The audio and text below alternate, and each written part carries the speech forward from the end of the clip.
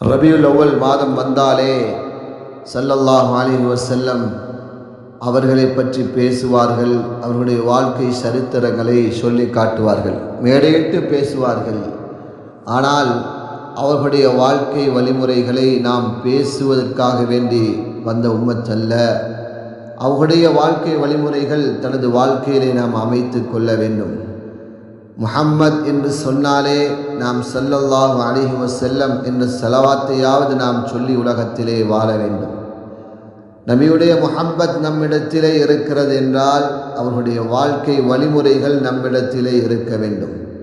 அவர்கள் உலகத்திலே வாழும் பொழுது எப்படி மனிதர்களோடு நடந்து கொண்டார்கள், மனைவியோடு எப்படி நடந்து கொண்டார்கள், குழந்தைகளோடு எப்படி நடந்து கொண்டார்கள், அதே போன்று அவர்களுடைய உறவினர்களோடு எப்படி நடந்து கொண்டார்கள், அண்டை வீட்டுக்காரர்களோடு எப்படி நடந்து கொண்டார்கள், அதுவும் தாண்டி காஃபிர்களோடு சிலை வணக்கம் செய்பவர்களோடு எப்படி நடந்து கொண்டார்கள் என்றதெல்லாம் நமக்கு அவர்களுடைய வாழ்க்கை சான்றிதழ்களாக இருக்கிறது.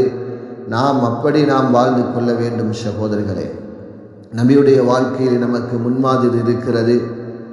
நபி ஸல்லல்லாஹு அலைஹி வஸல்லம் அவர்கள் எப்படி உலகத்திலே வாழ்ந்தார்களோ அதே வாழ்க்கை நம்முடைய வாழ்க்கையை நாம் எடுத்து கொள்ள வேண்டும். மௌத்துக்கு முன்னால் ஸல்லல்லாஹு அலைஹி வஸல்லம் அவர்கள் நமக்கு எப்படி வாழ்ந்து காட்டிவிட்டு சென்றார்களோ அதே வாழ்க்கை நம்மிடத்திலே நாம் ஆக்கி கொள்ள வேண்டும். ஆக முக்கியம் அவர்களுடைய சுன்னத்துகளை நாம் அணுவாக பின்பற்றி வாழ வேண்டும். அவருடைய சுன்னத்திலே தான் நமது வாழ்க்கையுடைய முன்மாதிரியே இருக்கிறது சகோதரிகளே.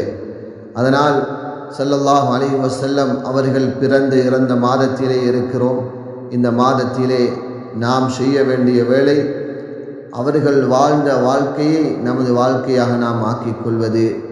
அவர்கள் எப்படி தனது வாழ்க்கையை கழித்தார்களோ, எப்படி அமலோடு கழித்தார்களோ, அல்லாஹுடைய தொடர்போடு கழித்தார்களோ அதே வாழ்க்கையை நாம் கழிப்போம் சகோதரிகளே. அல்லாஹ் பரக்காத்துகளை வைத்திருக்கிறான்.